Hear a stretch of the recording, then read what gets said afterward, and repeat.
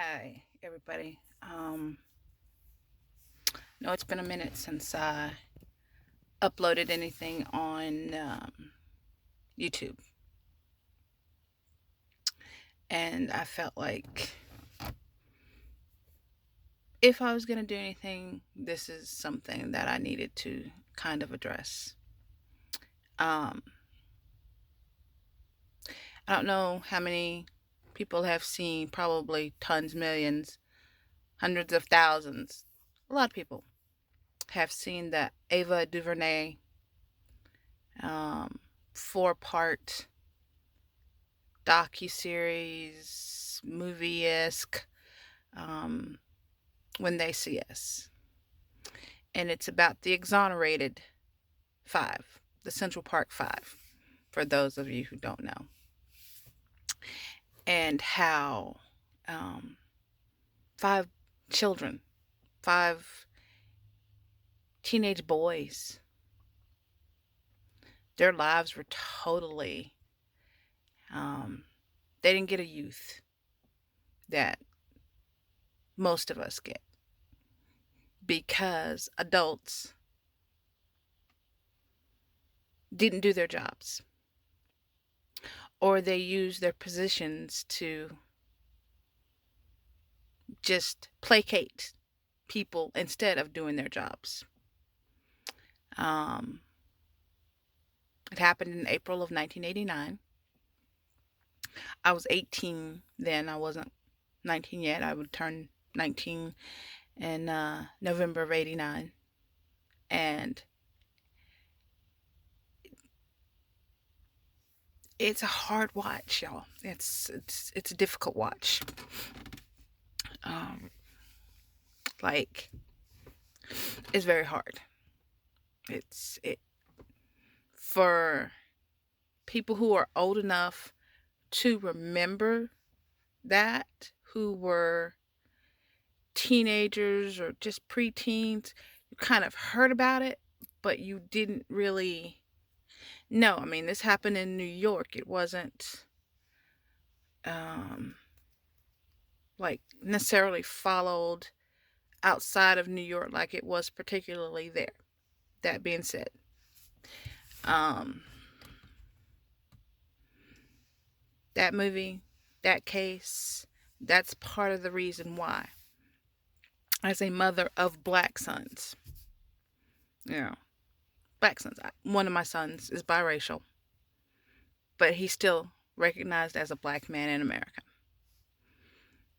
That's part of the reason instances, cases like that, why I was so overprotective of my boys while I'm still overprotective of my boys.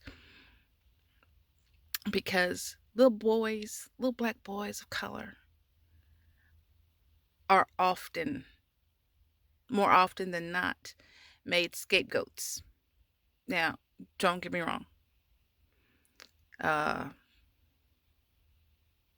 Anybody can be made a scapegoat, but as a mother of black boys, I know that my sons have a higher probability of being made a scapegoat to placate the masses. Those young men were wrongly incarcerated completely to placate people like our current president, to make people like DAs and prosecuting attorneys look good. Like they solved it, they fixed it, they made you feel safe, but they didn't. They didn't.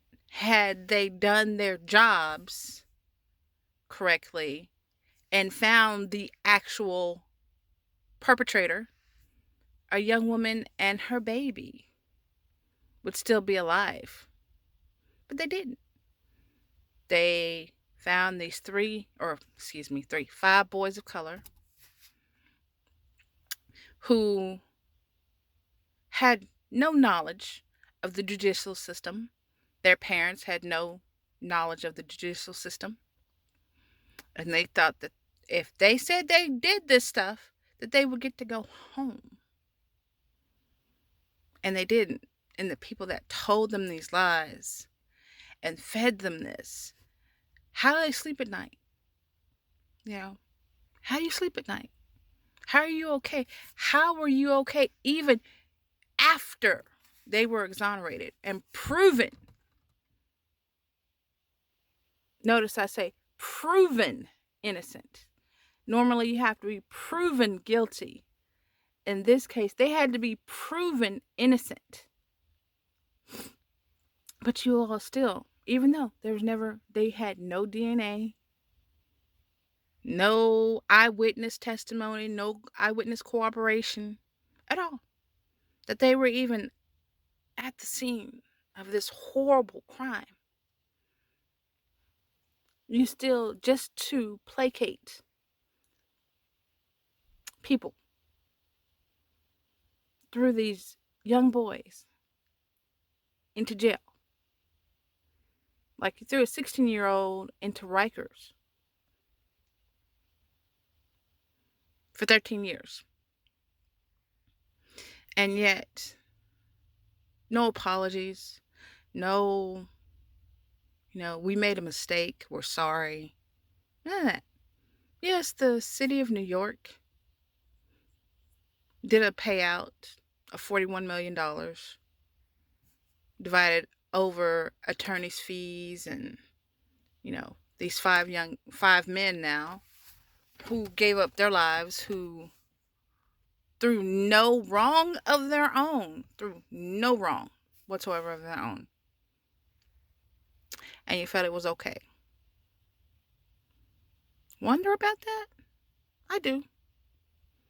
It's like I can't.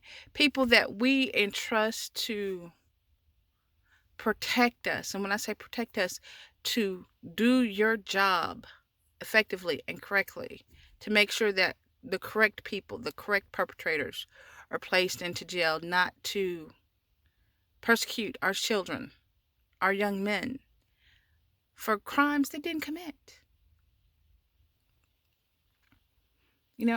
I would rather my tax dollars, because even though I was 18 then, I had a job. I worked.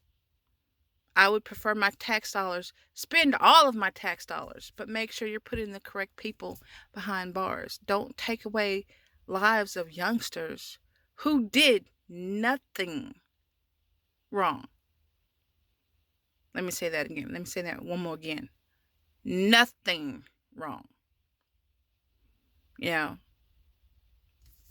Linda Fairstein, whatever her name is, how you sleep at night? Do you have kids?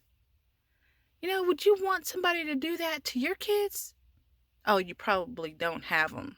Because you, as a mother, I don't know how you would be able to sleep at night to think that this could happen to your child. Oh, wait, but your child's not one of color.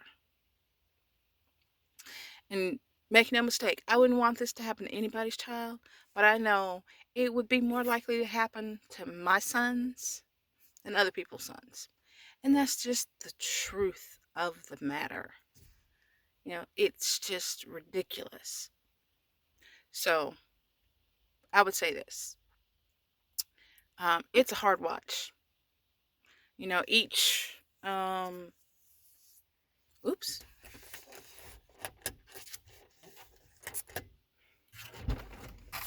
Sorry, y'all.